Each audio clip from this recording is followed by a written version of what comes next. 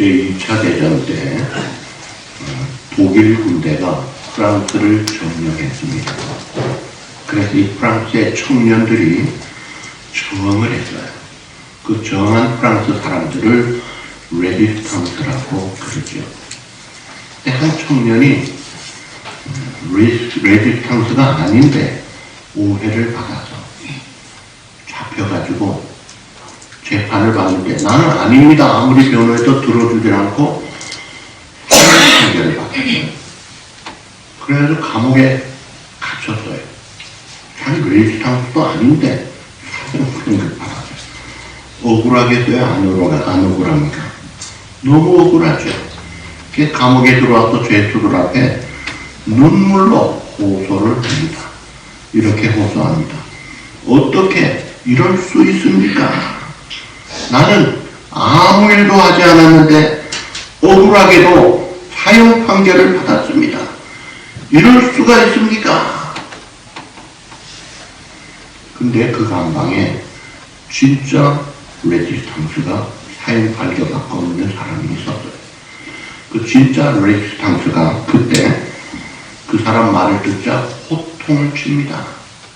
어떻게 호통을 치느냐면 사랑하는 우리 조국이 지금 이렇게 어려움을 당하고 있는데 너는 아무 일도 안 했다고? 그것만으로도 너는 죽어 마땅하다. 그 말이 또 맞잖아요. 나라가 어려운데 꼼짝 안 하고 이런 게 젊은이냐 이거예요. 이 세상 나라는 애국자들을 알아줍니다. 우리나라도 일제시대 독립투사들 알아주죠. 귀하죠. 애국심만 가져도 귀한데 오늘 우리는 어때요? 오늘 도문에 이 비슷한 사람이 있어요. $1 받은 사람이 꼼짝 안 하고 오히려 주인한테 투정하고 불평 원망하고 있습니다. 결국은 내 쫓김을 당하더라 이거예요. 오늘 우리는 죄인으로 태어나서 죄값으로 영원한 형벌을 받아야 될 진노와 죽음 가운데 빠져 있었던 우리들을 죄를 짓지도 않으시고 알지도 못하시는 예수님이 그래서 이 땅에 오신 거예요. 그래서 죄를 알지도 못하신 분이 우리의 모든 죄를 여호와께서 그에게 담당하셨도다. 세상 우리 모든 죄를 담당하신 6월절 어린 양으로 십자가에 달리신 겁니다. 저주 받으시고 죽으신 거예요. 이 대속의 죽으심을 통해서 그 예수를 믿고 값없이 공짜로 선물로 구원받은 우리들이 그래서 부른 찬송이 뭐예요? Amazing Grace. 놀라운 사랑. 어떻게 나 같은 걸 이렇게 사랑하셨지? 나 같은 죄인 살리신 주 은혜 놀라워. 잃었던 생명 찾았고 광명을 얻었네. 큰 죄악에서 건지신 주 은혜 놀라워. 나 처음 믿은 그 시간 귀하고 귀하다. 얼마나 감사한 일입니까? 영원한 천벌로 지옥에 빠진 우리들이 하나님의 자녀로 영생 얻어 천국 백성이 됐으니 기쁘시면 아멘. 믿으시면 아멘. 아멘 아멘. 얼마나 귀해요. 그런 놀라운 은혜를 받은 우리들이 그 은혜 받고도 그 사랑 받고도 꼼짝 안 한다면 이게 정상입니까? 아니죠. 그래서 하나님이 이 마태복음 24장에 말세 비유를 말씀하시고 그 다음에 말세를 살아가는 성도들에게 필요한 비유를 하시면서 이 달란트 비유를 하신 거예요. 내가 마지막 날에 반드시 다시 오리라. 그때 어떻게 준비해야 되느냐? 그 중요한 내용이 오늘 달란트 비유입니다. 하나님이 우리에게 영원한 형벌을 대신 담당하시고 이제는 지옥 가는 영혼의 심판을 없애주셨어요. 요한복음 5장 24절. 내가 진실로 진실로 너희에게 이르노니 내 말을 듣고 놓아버리신 이를 믿는 자는 영생을 얻었고, 따라합시다. 심판에 이르지 아니하나니. 심판에 이르지 아니하나니. 무슨 말이에요?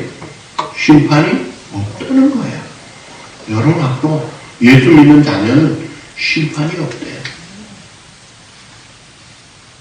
얼마나 감사해요. 그 대신 심판 말고, 심판대 말고 다른 대가 하나 있어요. 거기는 우리가 가야 됩니다. 그게 무슨 대라고요? 네, 따라합시다. 시상대. 시상대에 올라가는 거예요. 상 받는 시상대에 여러분들이 선다는 거예요. 영원한 천벌 받은 심판대에 올라갈 뻔한 우리들을 살려주신 은혜로 시상대에 올라가는 거예요. 그래서 상을 주시겠대요. 이 상은 영원한 상입니다. 비교할 수 없는 상이에요. 이 상을 주실 때 칭찬한 내용을 보면 따라합시다. 착하고 충성된 종아. 착하고 충성됨을 보시고 주시더라 이거예요. 자, 에베소 2장 8절 9절에 보시면 너희가 그 은혜에 의하여 믿음으로 말미암아 구원을 얻었나. 이것이 너희에게서 난 것이 아니요 하나님의 선물이라. 행위에서 난 것이 아니니 이는 누구든지 자랑하지 못하게 함이니라. 그 다음 10절 우리 다 같이 보시죠. 우리는 그가 만드신 사람 그리스도 예수께서 선한 일을 위하여 지으심을 받은 우리가 영원한 천벌로 빠져 죽은 형편없는 죄인 가운데 멸망의 진노의 자식이 이제는 하나님 나라 위하여 선한 일을 위하여 새 사람으로 새 생명으로 새로운 세계를 살도록 창조된 이 거듭난 사람일 거예요. 얼마나 감사해요. 그래서 착하고 충성된 종이라. 사람이 착하기만 하고 충성 안 하면 그건 무능하잖아요. 열매가 없잖아요. 그리고 충성만 하되 착하지 않고 악한 마음으로 충성하면 악한 사람이 충성하면 어떻게 돼요? 하는 만큼 세상은 괴롭습니다. 두 가지 착한 걸 깔고 하나님 앞에서 충성할 때 하나님이 상을 주시는데, 이 충성 가운데 중자의 마음 심자, 마음 중심을 다해서 말씀 언변의 이룰 성자에 하나님의 말씀을 이루는 것이에요. 그러니까 충성은 중요한 것이 내가 열심히 한다고 충성이 아니에요. 이 충성의 핵심은 하나님 앞에 충성할 때, 하나님의 뜻에 열심히 할 때 그게 충성이에요.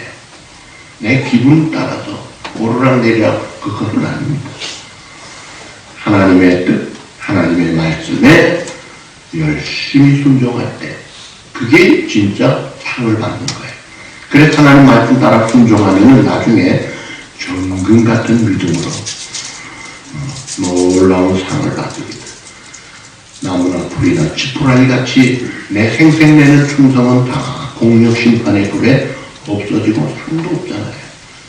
그러나 우리가 감사함으로, 기쁨으로, 즐거움으로 귀향에 충성할 바에야 자원함으로, 겸손함으로 그런 것들은요 그대로 상이 되는 거예요. 아주 상받는 그 재료들이 쫙 올라가는 것입니다.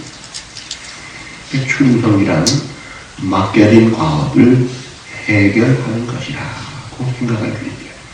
이 해결한다는 것이 막 매스터 플랜을 가지고 끝장을 내고 그런 것보다 책임을 끝까지 감당하는 것이다.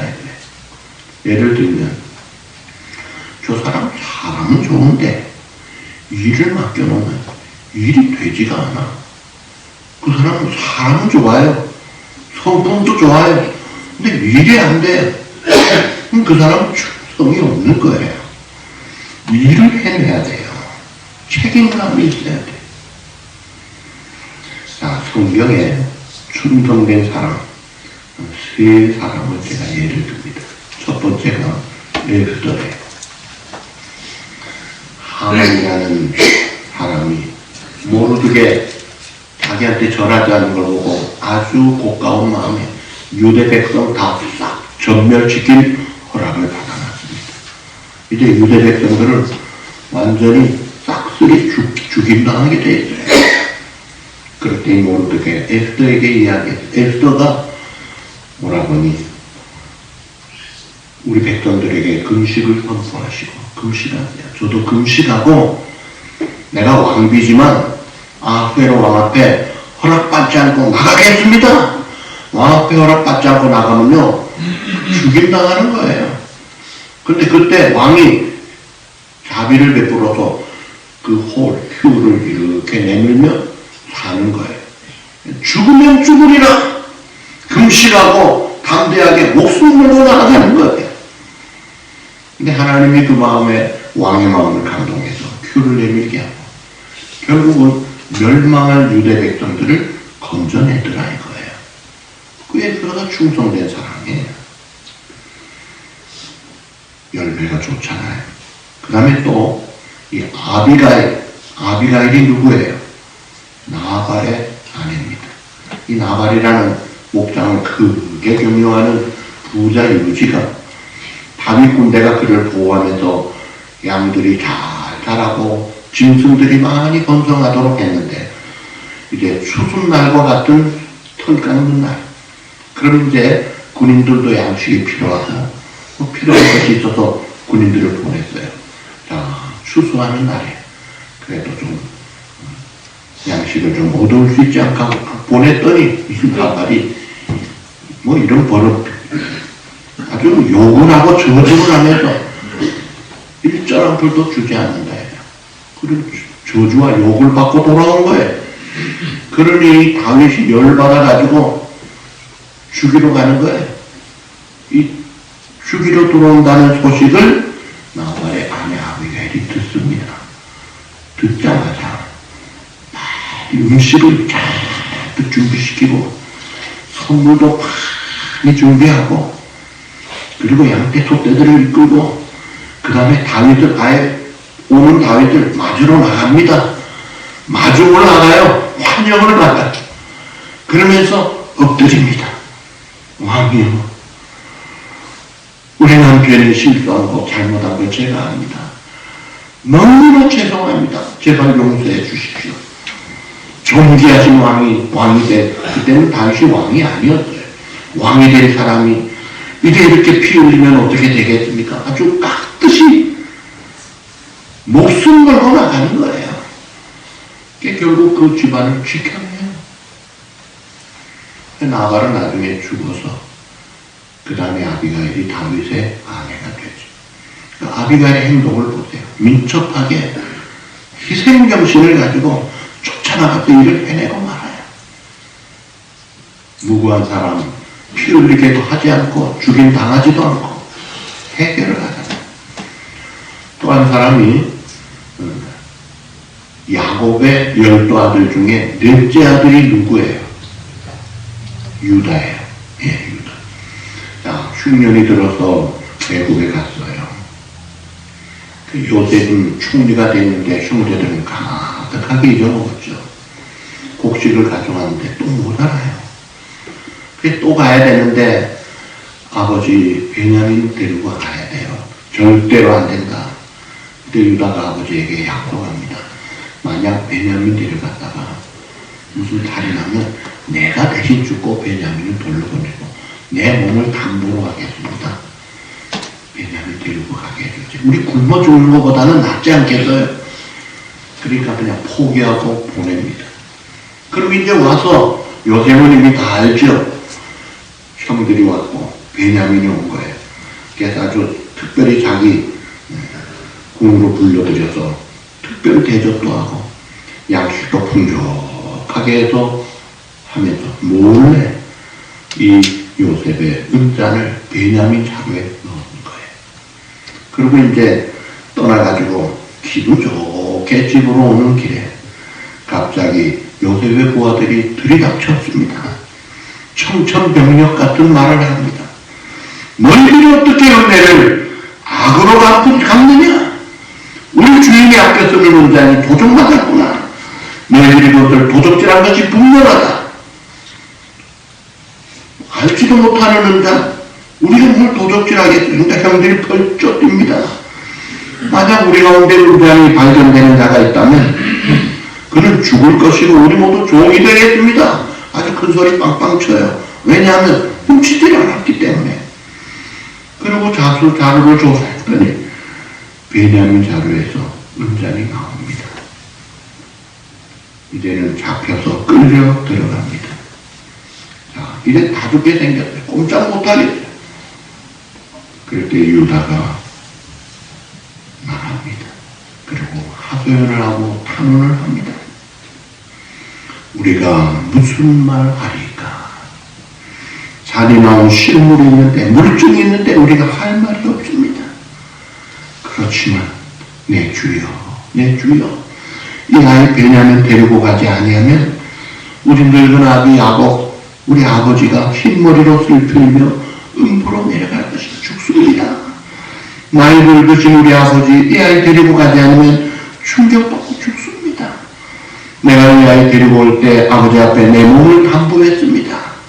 이 아이들이 무슨 일이 일어나면 내 몸을 내가 담보로 했으니까 제발 나를 종으로 잡으시고 이 아이를 보내주세요. 그럴 때 아니야, 이 자녀는 그 사람만, 이 베냐민만 내 종이 될 거야. 너희들은 돌아가라. 지금 요셉이 형들 시험하고 있는 거예요. 네, 아무것도 모르고 막 정신이 없는 상황이죠. 그런데 유다는 또 이야기합니다. 아닙니다, 주여. 이 아이를 데리고 가지 않고는 우리 이대로 못 갑니다. 우리 아버지 죽습니다. 내가 대신 죽게 해주십시오. 여러분, 이 감격적인 탄원에 요셉이 녹아버립니다. 이 요셉이 유다 형에게 설득을 당한 거예요. 그 방 안에 들어가서 실컷 울고 나와가지고 그대야 형님들, 내가 당신 동생 요셉이 옵시다. 자, 이 유다 보세요. 그 유다 자손 중에 예수님이 오시잖아요. 책임을 지고 희생정신을 가지고 해결하는 그런 사람이 희생된 사람 아니냐 이거죠. 끝맺음을 잘 하는 모습을 봅니다. 지난 월요일에 우리 퀸즈 장로교회 김성국 목사님이 68세로 세상을 떠났어요. 근데 그 목사님 이번에 장례를 이렇게 가서 참석하면서 참 많은 교훈과 충격과 도전을 많이 받았습니다. 참 끝맺음이 끝까지 하나님의 일을 잘했구나. 너무나 감동스럽더라고요. 하여튼 내가 최선을 다해서 100점 못 맞더라도 내 재능대로 최선을 다하면 그것이 100점이에요. 책임질 줄 알아야죠. 김성국 목사님은 17일 주일날 설교하고 그 다음에 병원에 실려가서 세상을 떠났습니다. 실려갈 때까지 강단 지키면서 제가 그 마지막 설교 다 들었거든요. 유튜브로도 나와요. 무슨 말을 하느냐면 1년 몇 개월 동안 나를 잘 돌봐주시던 의사 선생님이 이번에 이렇게 말씀하세요. 목사님, 이제는 제가 할 일이 없고요. 병원에서도 할 일이 없어요. 그냥 집에 가서 가족들이랑 편히 쉬세요. 그랬어요. 끝장난 거잖아요. 그러면서도요, 얼마나 메시지, 하나님은 위대하시다. 크신 하나님은 승리하셨다. 아주 참 기가 막힌 메시지를 전하더라고요. 참 끝까지 책임지는 모습. 한때 잘하다가 시들시들하는 사람들이 많아요. 성경에도 보면 대단하게 출발한 사람이 끝에는 시들시들한 사람들이 절반이 아니라 거의 대부분입니다. 끝까지 잘하는 사람이 쉽지 않아요. 자, 충성은 마지막까지 책임을 다하는 것이고, 두 번째 충성은 남기는 것이라. 오늘 20절 말씀 다 같이 보시죠. 5달란트 받은 자는 5달란트를 더 가지고 와서 이르되 주여 내게 5달란트를 주셨는데 보소서 내가 또 5달란트를 남겼나이다. 충성은 남기는 것이 있어야 돼요. 5달란트 받았는데 다 까먹으면 그 충성이 아니에요. 근데 이걸 남기려면 그대로 두면 안 되잖아요. 먼저 심어야죠. 씨를 심어야 열매를 맺지. 그 씨가 열매인데 열매를 내가 먹어버리면 씨가 없으면 심지도 못하잖아요. 먼저 심듯이 우리가 먼저 심는 일을 해야 됩니다. 우리가 비즈니스도요, 투자를 잘해요. 그 다음에 회수가 되는 거예요. 마태복음 7장 12절 너희가 대접을 받고자 하느냐? 너희가 대접해봐라. 이 황금률이잖아요. 우리가 남에게 대접받고 싶습니까? 먼저 대접부터 해주라 해요. 어떤 애가 어린데 그 말하는 걸 보니까 어머니나 아버지나 사람들에게 깍듯이 존댓말을 해요. 보통 투정 부리고 그냥 반말도 많이 할 애가 존댓말을 깍듯이 하는 거예요.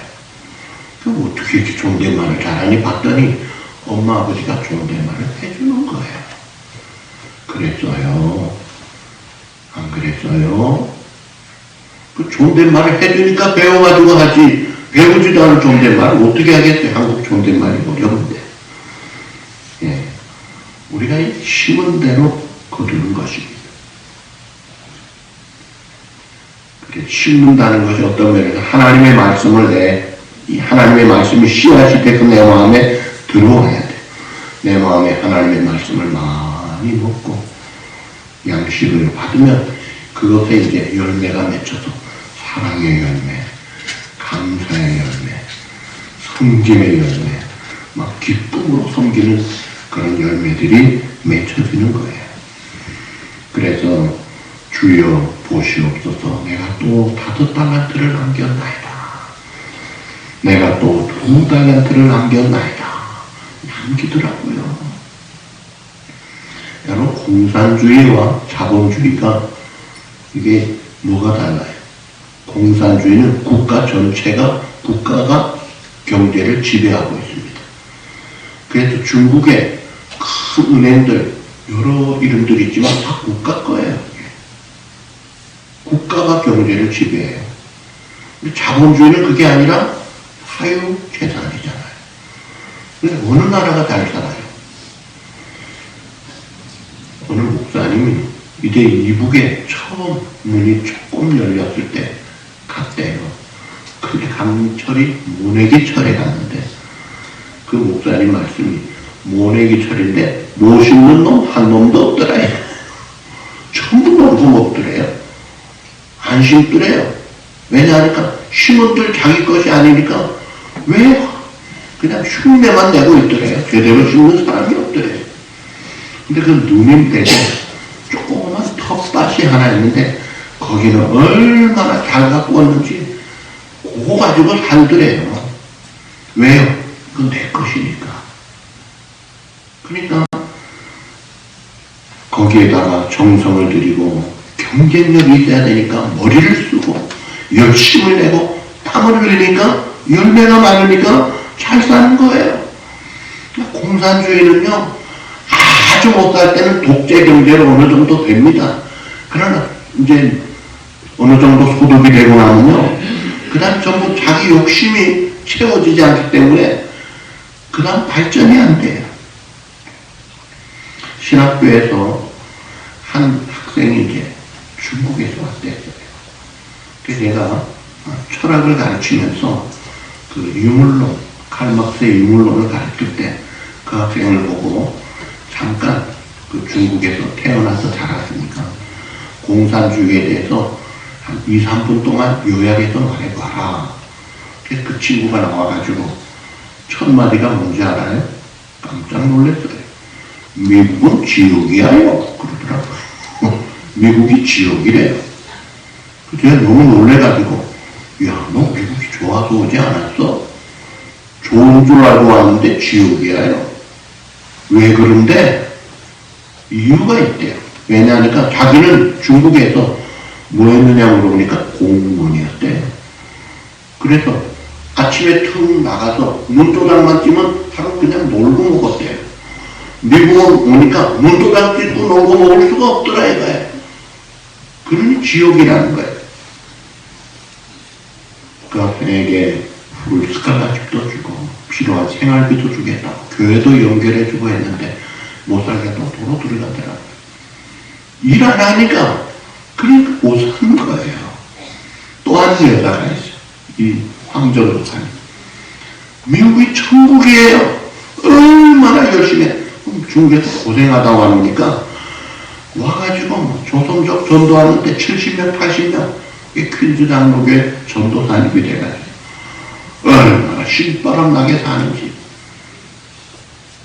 땀 흘릴 줄 알아야 열매를 먹더라고요. 나 공산주의는 땀을 흘리지 않습니다. 극소수의 권력자들만 잘 먹죠. 나머지는 다 죽는 거예요. 생산이라는 게 뭐예요? 심어야 거두는 거예요. 제가 고등학교 때 우리 2학년, 3학년 화학 선생님이 담임이셨는데 우리 반에 가훈이 있었어요. 심은 대로 거두리라. 그 성경 말씀이잖아요. 심은 대로 거두리라. 많이 거두는 걸 좋아하죠. 그러면 심어야 돼요. 열매를 맺으려면 심어야 되는데 심는 게 뭡니까? 땀을 흘리는 거예요. 여러분 한 사람 천하보다 귀한 생명 전도하려면 쉽게 됩니까? 쉽게 되는 사람도 있죠. 그러나 투자가 들어가야 돼요. 많이 정성이 들어가야 돼요. 고등학교 때 제 친구 3년 동안 절친이었어요. 3학년 2학기 9월 달에 제가 우리 반장이었어요. 제가 이제 야 헤어지면 저 친구 교회 안 다니는데 이러면 안 되겠다 싶어서 전도를 했어요. 야 윤수야 교회 가자. 그랬더니 교회를 가자고. 근데 교회 가면 시간이 좀 오래 걸려. 그때 1시간 거리였거든요. 저희 교회가 1시간 가서 교회 또 몇 시간 있다 보니까 그 당시에 그 얼마나 치열한 경쟁이 있는 고3인데 데리고 갔는데 사건이 터진 거예요. 그날로 예수 믿어버렸어요, 이 친구가. 그래서 그 다음 주일도 자기가 교회 가자는 거예요. 찬양대도 하겠다는 거예요. 그 집에서 난리가 났습니다. 이게 뭐냐 이거야. 고3짜리애가 주일날 일요일이라고 하죠. 일요일에 공부는 안 하고 어디 사라졌다고 하고 교회를 간다고. 근데 그 친구 목적대로 자기 원하는 좋은 대학 좋은 과에 합격했어요. 집안 다 전도해가지고 할아버지부터 예수 믿고 부모님이 예수 믿고 동생은 신학교 교수가 되고 이 친구는 서울의 장영출 목사님이라는 그 교회 거기서 지휘를 했어요. 야 저는 참 새끼줄 하나 끌고 왔는데 황소가 딸려오듯이 아주 줄줄이 사탕이 끌려온 거예요. 이야 지난번 한국 나갔을 때 왔더라고요. 얼마나 우리 반가운지. 근데 이게 쉽지가 않아요. 그러나 하나님이 역사하시면 되더라고요. 전도의 열매, 성령의 열매를 맺어야죠. 그러려면 내가 많이 심어야 돼요.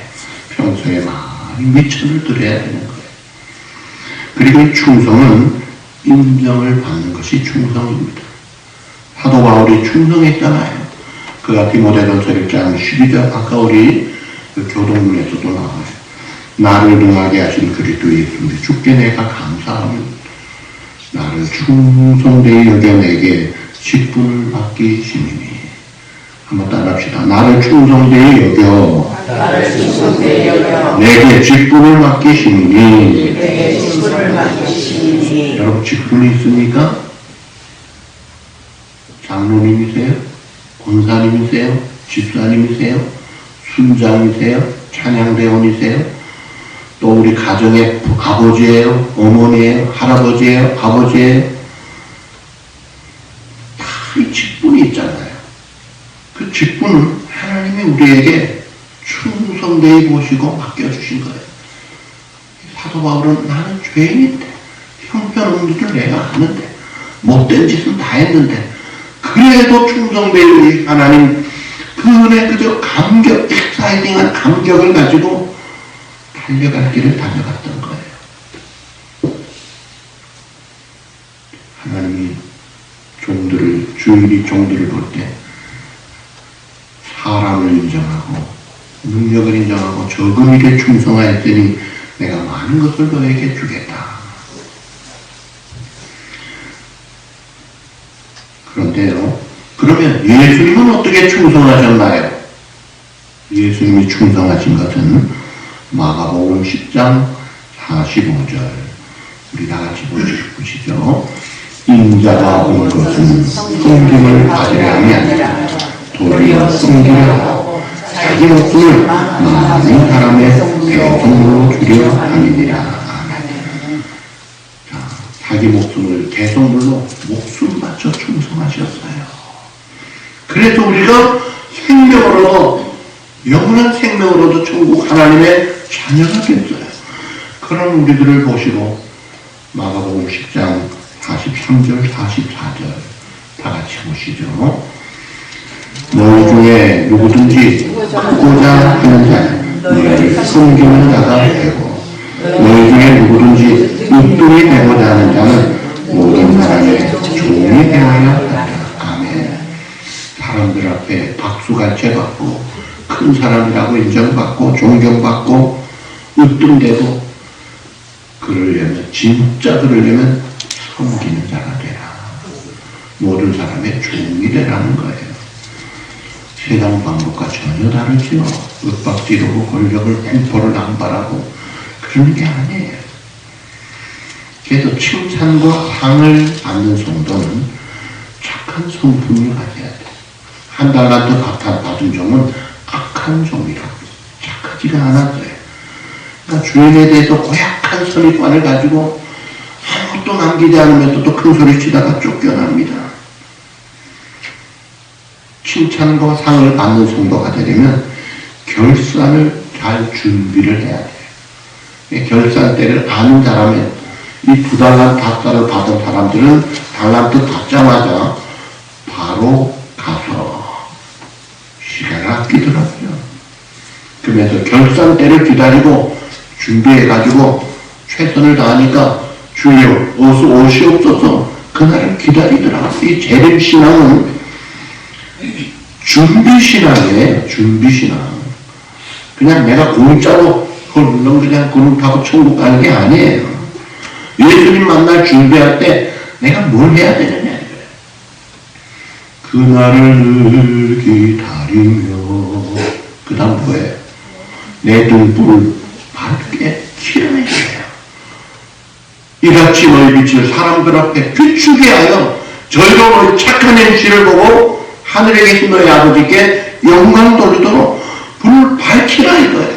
시커멓게 해가지고 맛도 이런 소금이 돼가지고 뭘 하겠느냐 이거예요. 내 등불 밝게 켰다가 주께서 오라 하실 때 이 영혼 할렐루야 입증하는 것입니다. 그리고 이 칭찬하시면서 적은 일에 충성했다고 했어요. 나는 열심히 큰 거 한 것 같은데 왜 적은 일일까요? 하나만 생각하면 됩니다. 받을 상은 영원한 상이에요. 그 상에 비하면 우리가 시간적으로 짧은 시간이에요. 비교가 안 돼 적은 충성이에요. 100년 충성해도요 100만 년 비교하면요 10,000분의 1밖에 안 되잖아요. 근데 100만 분의 1이 아니라 영원한 문제. 그러니 우리의 충성이 아무리 지극정성해도요 하나님 앞에 받을 상에 비하면 지극히 크고 무거운 엄청난 상에 비하면 작은 것이더라는 거예요. 통계 조사를 하는데 여러분 답을 해보세요. 인간의 사망률이 몇 %일 것 같아요? 인간의 사망률 몇 프로? 99.999%예요? 정확하게 100%입니다. 무슨 말이에요? 다 죽는다 이거예요. 반드시 그날은 온다 이거예요. 내가 한국의원의 병원에 명환실에 초당 치료로 갔다가 그 문구를 보고 그 자리에서 바짝 한번 울었던 적이 있어요. 뭐라고 했냐니까 명환실 입구에 어떤 글이냐면요. 한번 따라합시다. 오늘은 나, 내일은 너. 그렇게 붙어있더라고. 오늘은 나, 내일은 너다 이거예요. 맞다. 이야, 확실하구나. 정신이 바짝 들더라고요. 여러분, 한 번뿐인 인생 언제 갈지 몰라요. 그런데 하나님이 우리를 영생의 길로 인도하신 것을 생각할 때 얼마나 감사해요. 얼마나 잘 돼요. 그런데 그날 상을 주시겠다고 하신 그 주님 만날 텐데 호랑이는 죽어서 뭘 남겨요? 가죽을 남겨요. 사람은 죽으면 뭘 남겨요? 이름을 남긴다 그러죠. 근데 우리 성도는 하나님 앞에 열매를 드려야 돼요. 성령의 열매에 맺어 예수님 닮아가시고 좀 온유하셔야 겸손하세요. 성령의 9가지 열매 다 축복이잖아요. 그리고 전도의 열매 세상 최고의 열매입니다. 열매 잘 맺어서 세월을 아끼라. 때가 악하니라. Redeem the time. 시간을 구원하라. 여러분들이 직분 맡고 오늘 살아있고 움직이고 나와 예배 드리는 것도요. 이게 기회예요. 내가 일을 맡았다. 이게 찬스입니다. 이거 그냥 버리지 마세요. 그래서 오늘 총회할 때 가능하면 서로 내가 해보겠습니다. 그런 분위기가 되면 좋겠어요. 착하고 중통된 종아 잘했구나. 하나님 앞에 반드시 설 텐데 그날에 이 칭찬 상급 받는 그런 우리 모두가 되시기를 주님의 이름으로 축복합니다.